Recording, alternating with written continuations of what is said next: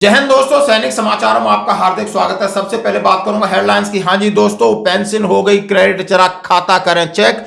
और दोस्तों आज बड़ा दिन है, डीए डीआर खबर चल रही है क्या 56% या 57%, यानी 1 जनवरी कल से आपके लिए डीए कितना लागू है। घोषणा कभी भी हो, लेकिन इसके ऊपर बात चल रही और मैं बात करूंगा। यानी करोड़पति सिपाही को मौत का ऑर्डर। हाँ जी दोस्तों, कौन सा सिपाही है जो करोड़ है, यानी 1 2 नहीं 93 करोड़ 93 करोड़ रुपए की प्रॉपर्टी 9 दिन में उसकी हुई है जब्त। और मैं बात करूंगा दोस्तों, सेना के 2 जवान राजस्थान के देश के लिए हुए कुर्बान और अच्छे वेतन के लालच में पहुंचे रूस, और रूस ने बनाया सैनिक और फिर हो गए शहीद, अब हो रहे हैं परेशान। तो दोस्तों खबरें करते विश्वास है। सबसे पहले आज है 31 दिसंबर, यानी इस साल का अंतिम दिन।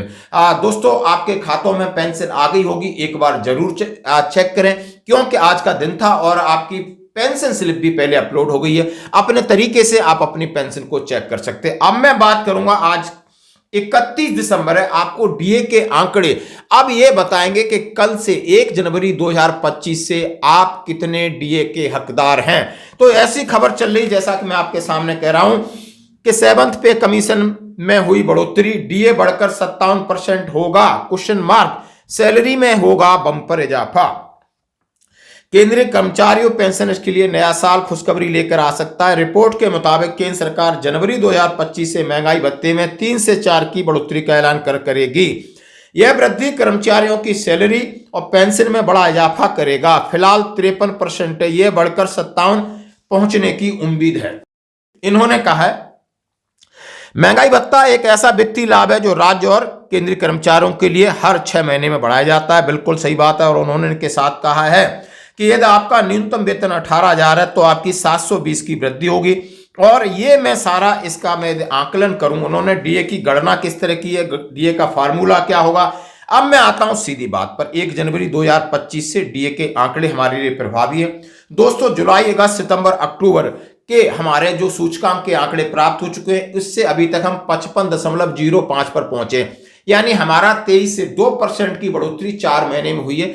2 महीने के आंकड़े आने हैं। आज आंकड़े आ जाएंगे आपके नवंबर मंथ के, और 31 जनवरी को आएंगे दिसंबर मंथ के। इसके बाद तस्वीर क्लियर हो जाएगी। लेकिन तस्वीर आज हम आपको साफ कर देते हैं कि आपकी तस्वीर होगी कितनी, 3 या 4। हम कह रहे हैं आपको 3% बढ़ोतरी से बिल्कुल भी आगे बढ़ोतरी की संभावना नहीं है, क्योंकि जुलाई में यह सूचकांक 142.7 था, फिर 142.6.1 गिरा, इसके बाद 143.3.7 बढ़ा, फिर 140.5, अब 144.5 पर आपका 55.05 पर आपका अटक गया। इसके बाद हमने 147, जब तक बढ़ रहा है 1 पॉइंट या 1.5 पॉइंट के आसपास, हमने सीधा 2 या 2.5 पॉइंट तक इसको कैलकुलेशन में लेके गए, तब भी आपका डीए 56.35-45 पहुंच रहा है। इसका मतलब 56 से, यानी आपका 3% बढ़ोतरी तय है, और उसके हकदार हम कल से हैं। भले इसकी घोषणा आपके मार्च मिड तक हो,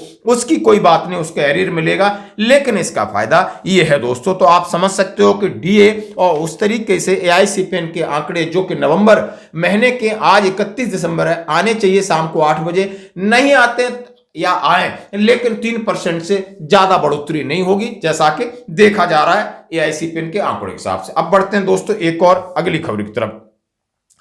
सिपाही के पास 93 करोड़ रुपए की प्रॉपर्टी 9 दिन से सीबीआई और अलग अलग टीमें और पूरा इनकी प्रॉपर्टी को देख रही हैं। तो इनके पास बड़ी चौंकाने वाली बात आई है। 4 करोड़ बैंक बैलेंस, 6 करोड़ की एफडी, 23 करोड़ के प्लॉट, और अन्य जो उनके, ये ग्वालियर का निवासी है।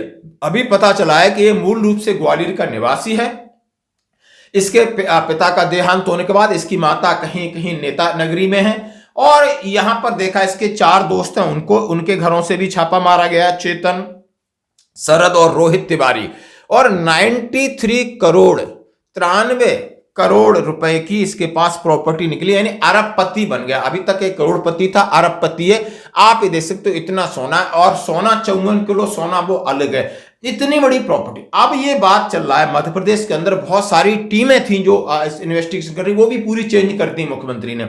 अब इसके ऊपर बात की जा रही, इसकी मौत को, इसकी जान को खतरा है। और जान को खतरा क्योंकि ये बंदा, इसने वॉलंटियर रिटायरमेंट लेने के बाद भी इसी डिपार्टमेंट में काम कर रहा था। 100 करोड़ का लेन देन, इसकी डायरी पिछले दिसंबर महीने की डायरी जब्त की गई है। यानी ये ऊपर से बहुत बड़ा स्कैम है। ये मध्य प्रदेश सरकार के अंदर बता रहे हैं। यहां मध्य प्रदेश में बताऊं सबसे बड़ा करप्शन होता है, और यहां लाडली बहना के नाम पर, देशभक्ति के नाम पर झंडे डंडे दिखा के पैसे बांट करके जनता को भ्रमित किया जाता है। और सबसे बड़े, आपने देखा होगा, चाहे कोई भी एग्जाम होगा उसके पेपर पहले ही लीक हो जाएंगे। कोई ना कोई आपको यहां पर बड़े बड़े स्कैम, षड्यंत्र, पटवारी, राजस्व, हर जगह बिना पैसे का कोई काम नहीं है। चाहे कोई भी मुख्यमंत्री रहा हो, गुड गवर्नेंस के नाम पर जीरो। दोस्तों आप कहीं भी आप पकड़ के देख सकते हो। बस लाडली बहना इधर का उधर पैसा देकर के अपना काम चला लिया। अब ये कह रहे हैं कि बड़े अधिकारियों के भी नाम, बड़े नेताओं के नाम आएंगे तो इसको निपट भी सकता है बंदो, ऐसी कयास लगा जा रहे दोस्तों। अब मैं बात कर रहा हूं, आप ये वीडियो देख सकते हो कि अच्छे वेतन के लालच में हमारे मऊ, गाजियाबाद कुछ जो नौजवान हैं वो रूस पहुंच गए। अब जब रूस किसी एजेंट के जरिए जाते हैं और वहां पर उन्हें सिक्योरिटी गार्ड की नौकरी के लिए बुलाया जाता है, सिक्योरिटी गार्ड के लिए प्रॉपर वर्दी दे दी जाती है, उन्हें इक्विपमेंट का प्रशिक्षण दिया जाता है और उसके बाद उन्हें बॉर्डर पर भेज दिया जाता है। और बॉर्डर पर भेजने वाला का आप वीडियो देखिए। कадры вообще уникальные. Из Сомали, да? А как зовут? Я чуть-чуть русский. Хорошо. Адиль Мухаммед. Понятно. Баб Хусейн. Из Индии. Индия. Хусейн Мухаммед. Откуда? Сирия. И все вы приехали защищать нашу родину. Освобождать фашистов. Вот сегодня, хорошо, вот сейчас Света скажет слово. Ребят, мы на передовую приезжали, ребята, и очень было отрадно увидеть вас из других стран, которые приехали защищать нашу родину, нашу страну, нашу Россию. Низкий поклон вам от всех россиян, потому что вы настоящие, мужественные, смелые бойцы, которым мы гордимся вами. Вот, я хочу вручить перчатки вам, вот, на память, как талисманы, а тебе завтра привезем. Почему? Потому что твой размер мы не знали. Мы только узнали, что сегодня ты с Индии. А вас уже знаем. Вот, держи, это тебе перчатки. Эти перчатки можно пользоваться, телефон. Они защищают от горячего автомата, ну, от дула, да? Вот, то есть это очень эксклюзивные, и в них удобно стрелять и выполнять задачи. А ты не сказал, что это перчатки с твоей руки, это с моей руки. Да, это перчатки я тебе даю с моей руки. Это будет твой талисман. Как раз тебе. Переведи. مثلا انه واحد هي تفتخر فينا انه احنا جينا من ثانيين، لان يعني رجال حقيقيين وجينا ندافع عن روسيا. وهلا ما قلت لك انه هذا بتشوف هي كانت لابسه وعطتك اياهم. Да. Вот, поэтому все тебе будет удобно.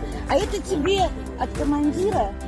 Вот, тебе должен быть тоже рука по один. Нет, а ему, наверное, большие будет. Ну, значит, завтра маленькие призовы. У кого Нет, большая рука? пускай, помери. Я не думаю, что у нее большая рука.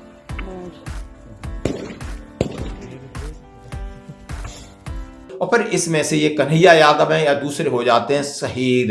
और वहां पर जब इन्हें पता चलता है कि नहीं, हमारे साथ कहीं ना कहीं गड़बड़ी हुई है, हमें सैनिक बना करके आगे बॉर्डर पर भेजा जाता है, तो इस तरीके से लालच में बिल्कुल नहीं पड़ना। नहीं, आप देख सकते हो किस तरह इनकी दुर्दशा हुई है और किस तरह ये परेशान हुए हैं।